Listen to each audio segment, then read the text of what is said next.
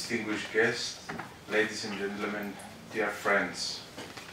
I have always considered my time in academia as one of the most enriching experiences in my professional path so far. This personal assessment still holds true, and at the heart of it is how deeply I value my interaction with young people, the strongest thought-producing engine of our society.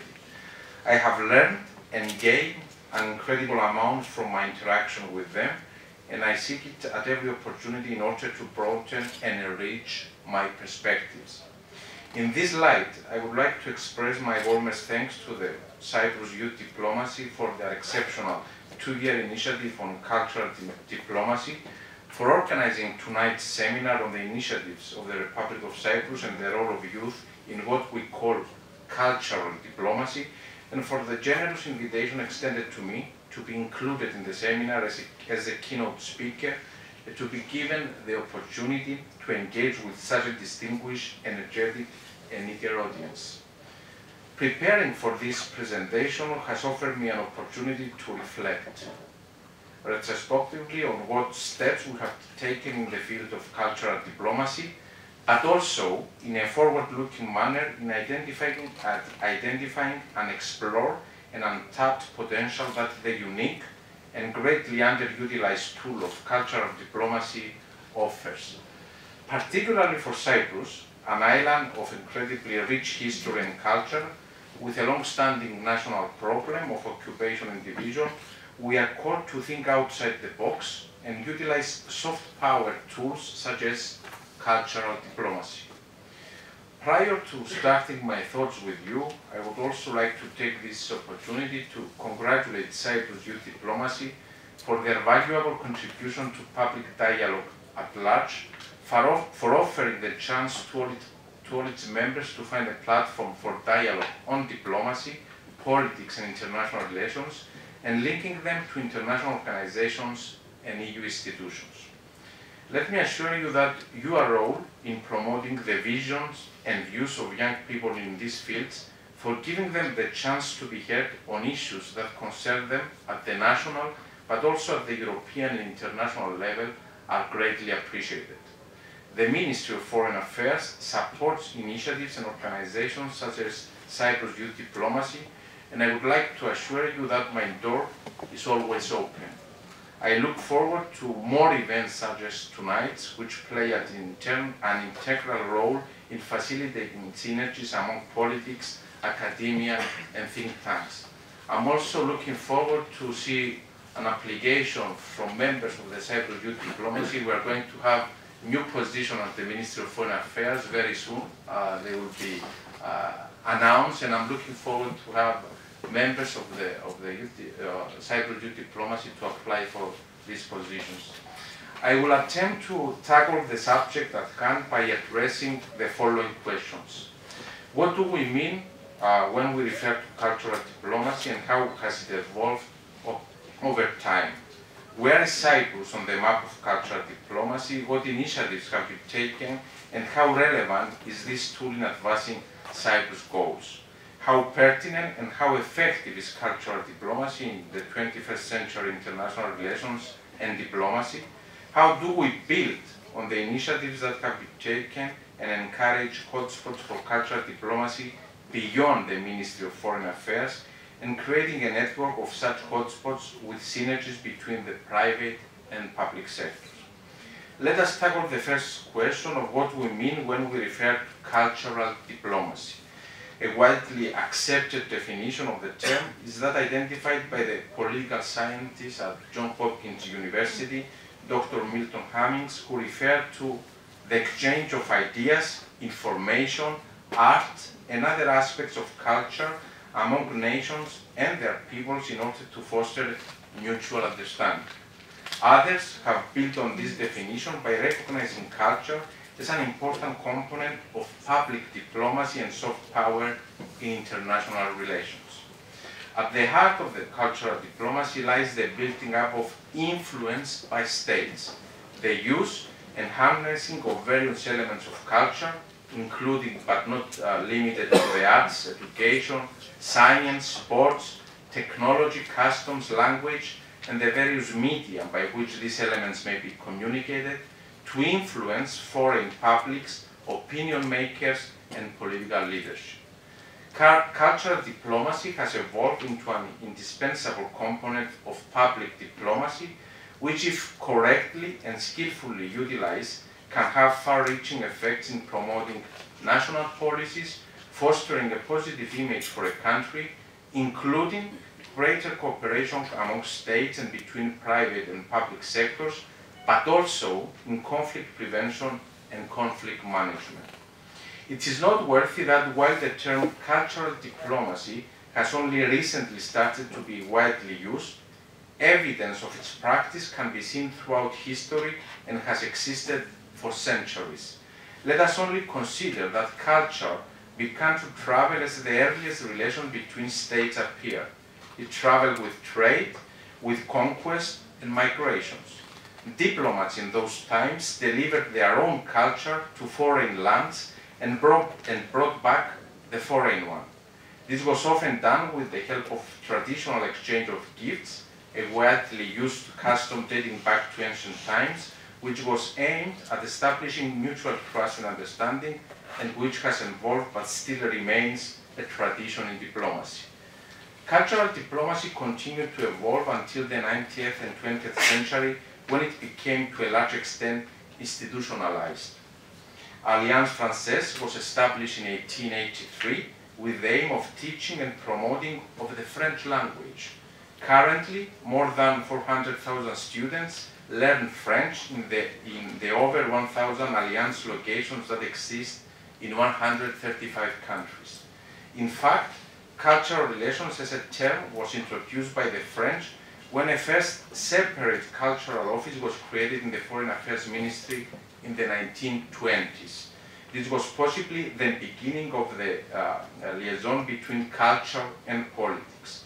The United Kingdom established the British Council in 1934, at the time named British Committee for Relations with Other Countries, with the stated aim of supporting English education abroad, promoting British culture, and fighting the rise of fascism. It is now active in over 100 countries, promoting a wider knowledge of the United Kingdom and the English language, and encourage cultural, scientific, technological, and educational cooperation with the United Kingdom. There are many other examples. Germany established the Goethe Institute in 1951. For more than 60 years, it has been fostering knowledge about Germany by providing information on German culture, society, and politics. This includes the exchange of films, music, theater, and literature. I'm sure similar programs are in place in other countries: Israel, Austria, Finland, Ireland, China, Italy. So it is very widely used these days. And we are trying also in Cyprus. We have already the first steps in the Ministry of Foreign Affairs to have a department of cultural diplomacy, and we have a specific strategy to develop within next year in order to promote the culture of our country. In the 20th century, cultural diplomacy reached new levels and developed rapidly due to both World War II and the Cold War, when it was mostly misused as a tool of war rather than for noble means. As we have entered an increasingly globalized, interdependent world in which we witness a proliferation of mass communication, cultural diplomacy has been brought to the forefront. It has become clear that when learned and applied at all levels, it possesses a unique ability to influence global public opinion. The challenge now, as I see it, is how we can use this versatile tool to influence and promote noble causes. Dear friends, this is precisely what Cyprus has been trying to achieve through cultural diplomacy. And this is where we get to the second question I set out to answer. Where is Cyprus on the map of cultural diplomacy? What initiatives have already been taken, and how relevant is it in advancing Cyprus' goals? The government in general, and the Ministry of Foreign Affairs in particular, fully cognizant of the importance cultural diplomacy can play of Cyprus, a country which, despite its size, has a strong imprint in world culture, history and civilization, has always placed great importance on this soft power tool, and increasingly more so in recent years when we have tried to be more active and achieve tangible results. At the heart of our actions in this area is the theme of the protection of cultural heritage, a priority in our foreign policy. This is hardly surprising if one considers that Cyprus has experienced and continues to experience the consequences of the destruction of its cultural heritage as a tool of war. Destruction of cultural heritage is indeed one of the consequences of the invasion of 1974 and subsequent occupation of part of the Republic of Cyprus, and the challenge we face is how, on the one hand, to raise awareness, but also to hold the perpetrators accountable. How do we save our cultural heritage which belongs to all Cypriots? A recent example of how we have used cultural diplomacy in this direction is the important initiative the Ministry of Foreign Affairs undertook in the field of protection of cultural heritage, which led to the adoption of the Council of Europe Convention on Offences Relating to Cultural Property, also known as the Nicosia Convention of 2017. And this initiative was part of our presidency, Cyprus presidency of the Ministerial Committee of the Council of Europe. Nicosia worked hard, reaching out to other states to promote a unique legal tool for combating the destruction of illegal trafficking of cultural heritage. The convention is in fact the first international legal text which incorporates a criminal code for perpetrators who destroy, steal, or trade cultural heritage treasures. Key characteristics of the convention include the fact that the burden of proof lies with the buyer and or possessor of the artifact, as well as the fact that it provides for the harmonization of national legislation in order to promote and facilitate interstate cooperation in combating illegal trafficking of cultural heritage. The Ministry of Foreign Affairs at the bilateral level, but also working closely with the Secretariat of the Council of Europe, continues to work intensively in promoting the universality of the Nicosia Convention. At the same time, we're working on extending our actions in the field of protection of cultural diplomacy in the framework of an action plan developed by our permanent representation in Geneva in March 2018.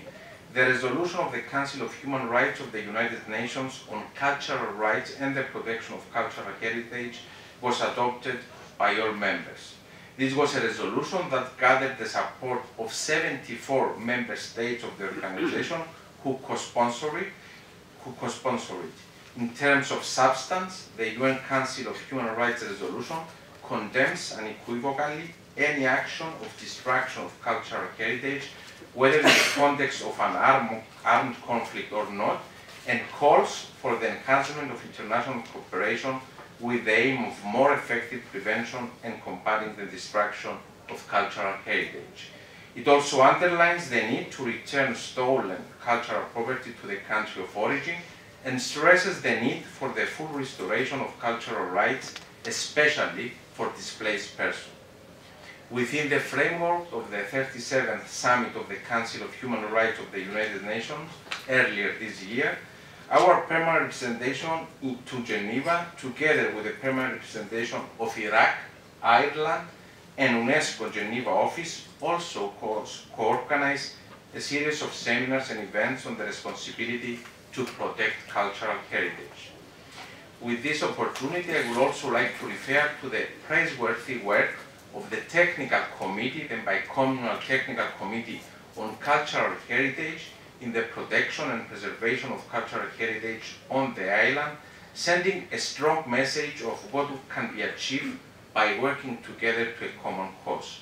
The government has tangibly supported the committee and will continue to do so. At the bilateral level, the Ministry of Foreign Affairs works closely with the Ministry of Education and Culture and the Antiquities Department to promote the signing of bilateral agreements and memoranda of understanding in the field of cultural cooperation, and is involved in their follow-up and implementation.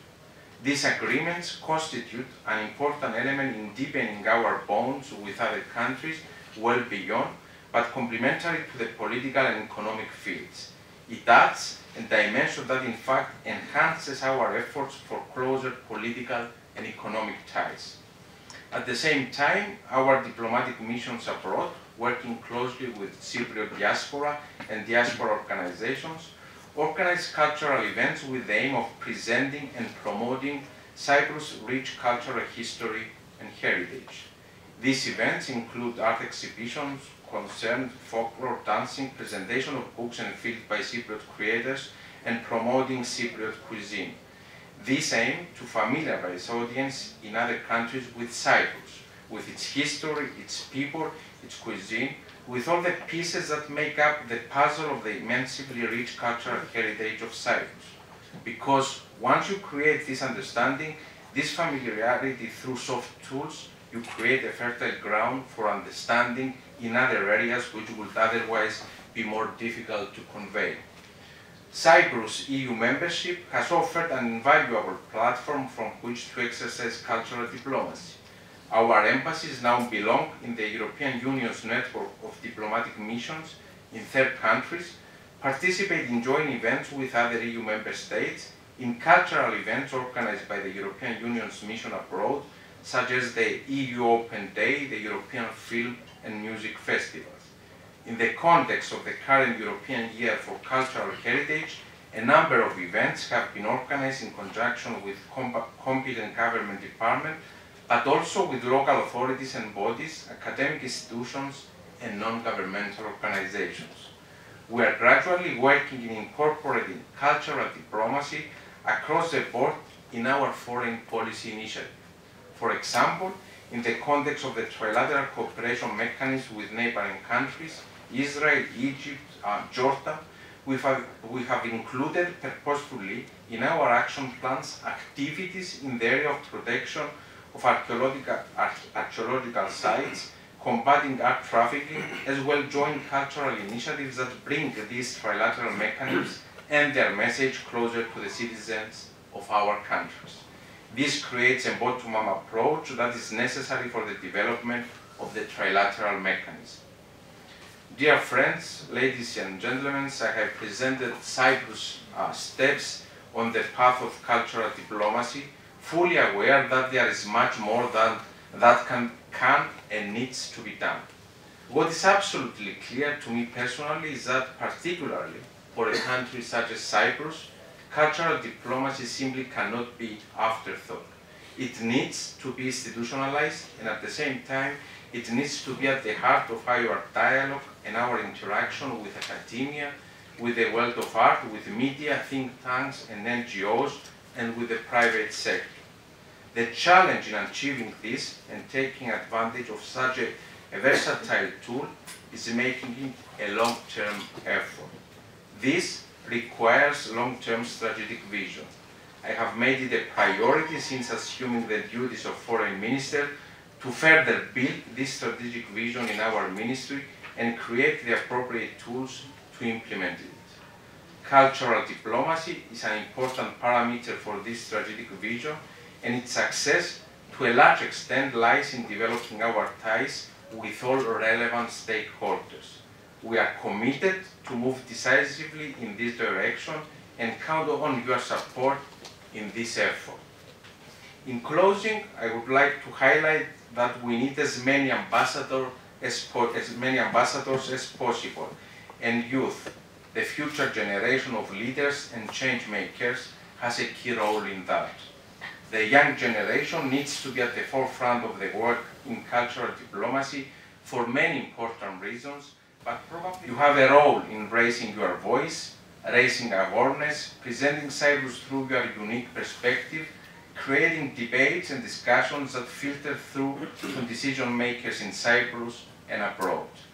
The seeds of creating young ambassadors need to be planted very early, from high school to university, through organizations such as Cyprus Youth DiplomaCY, which provide platforms for interaction. Thank you once again for the initiative and for the opportunity to be part of tonight's dialogue, and to all of you for your kind attention. Thank you very much.